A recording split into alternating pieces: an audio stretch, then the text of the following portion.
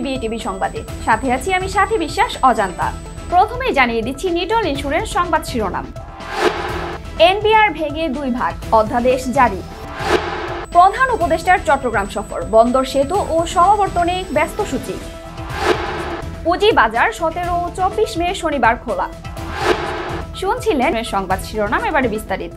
আমাদের সব পরিবারেই হজ নিয়ে একটা গল্প আছে। মাকে হজে পাঠাতে পারছে বলে আল্লাহর কাছে হাজার শুকর তার। পবিত্র হজ পালনের উদ্দেশ্যে সৌদি আরবে থাকা প্রিয়জনদের সার্বক্ষণিক লোকেশন আপডেট এবং খবর জানতে ডাউনলোড করুন লাব্বাইক অ্যাপ।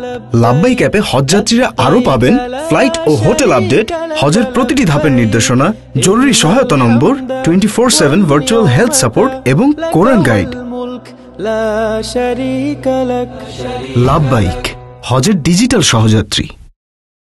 জাতীয় রাজস্ব বোর্ড এনবিআর ভেঙে হলো 2 বিভাগ। রাজস্ব নীতি রাজস্ব ব্যবস্থাপনা নামে অধ্যাদেশ জারি করা হয়েছে। জারি করা অধ্যাদেশে শুধু রাজস্ব নীতি বিভাগের কার্য পরিধিতে সামান্য পরিবর্তন আনা হয়েছে। আর রাজস্ব ব্যবস্থাপনা বিভাগের প্রশাসনিক পদগুলোতে অ্যাডমিন ক্যাডার কর্মকর্তাদের পাশাপাশি আয়কর ও কাস্টমস ক্যাডারের কর্মকর্তাদের রাখা হয়েছে। সোমবার 12 মে রাতে রাষ্ট্রপতি মোহাম্মদ শাহাবুদ্দিনের অনুমতির পর রাজস্ব নীতি ও রাজস্ব ব্যবস্থাপনা অধ্যাদেশ 2025 জারি করা হয়। এর ফলে এনবিআর নামে প্রতিষ্ঠানটি বিলুপ্ত হয়ে গেছে। 1888 সালে ব্রিটিশদের চিটাগাং পোর্ট কমিশনার্স অ্যাক্ট গঠনের মধ্য দিয়ে আনুষ্ঠানিক যাত্রা শুরু হয় দেশের প্রধান সমুদ্র বন্দর চট্টগ্রাম বন্দরের। বর্তমানে বিশ্বের বিভিন্ন দেশের সঙ্গে বার্ষিক $125 বিলিয়ন বাণিজ্যিক প্রায় 92% পরিচালনা হয় এ বন্দর দিয়ে। দেশের অর্থনীতির স্বর্ণধার খ্যাত এ বন্দরে সব খাতের প্রবৃদ্ধি ধরে রাখতে অগ্রাধিকার ভিত্তিতে বে টার্মিনাল নির্মাণ কাজ শেষ করা ও বন্দরে আধুনিকায়নের সংকট কাটিয়ে ওঠার তাগিদ বন্দর ব্যবহারকারীদের। বিজিএম এর সাবেক সহসভাপতি রাকিবুল আলম চৌধুরী বলেন, যেভাবে বন্দরকে আধুনিকায়ন করা হবে বলা হয়েছে এখনো সেভাবে হয়নি। এখনো গতানুগতিক পদ্ধতিতে পণ্য লোড আনলোড করা হচ্ছে। সুবিধা বাড়িয়ে এসব পরিবর্তন করতে হবে। কোরবানির ঈদের আগে 2 শনিবার 17 ও 24 মে দেশের পুঁজিবাজারের স্বাভাবিক লেনদেন হবে।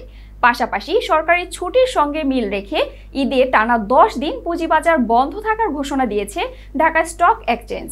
সংস্থাটি জানিয়েছে, শনিবার সাপ্তাহিক ছুটি থাকলেও ঈদের দীর্ঘ ছুটি বিবেচনা করে ঈদুল আজহার আগে 2 শনিবার পূর্ণাঙ্গ লেনদেন চলবে। সরকার জুনের 11 থেকে 12 তারিখ ছুটি ঘোষণা করায় এবং পরে 2 দিন 13 এবং 14 জুন শুক্র ও শনিবার থাকায় 5 জুন থেকে টানা 14 জুন পর্যন্ত 10 দিন দেশের শেয়ার বাজারের সব লেনদেন বন্ধ থাকার কথা জানিয়েছে ডিএসই। সংবাদ শেষ করব, যাওয়ার আগে শিরোনাম জানিয়ে দিচ্ছি আরো একবার। এনবিআর ভেঙে 2 ভাগ, অধ্যাদেশ জারি। প্রধান উপদেষ্টার চট্টগ্রাম সফর, বন্দর সেতু ও সমাবর্তনে ব্যস্ত সূচি। পুঁজিবাজার 17 ও 24 মে শনিবার খোলা। বিবিএ টিভি সংবাদ এ পর্যন্তই। সর্বশেষ সংবাদ জানতে ভিজিট করুন youtube/bbtv এবং ফেসবুকে লগ ইন করুন facebook/bbtv। এছাড়াও আমাদের ওয়েবসাইটে ভিজিট করুন www.bbtv.news। এতক্ষণ সঙ্গে থাকার জন্য ধন্যবাদ।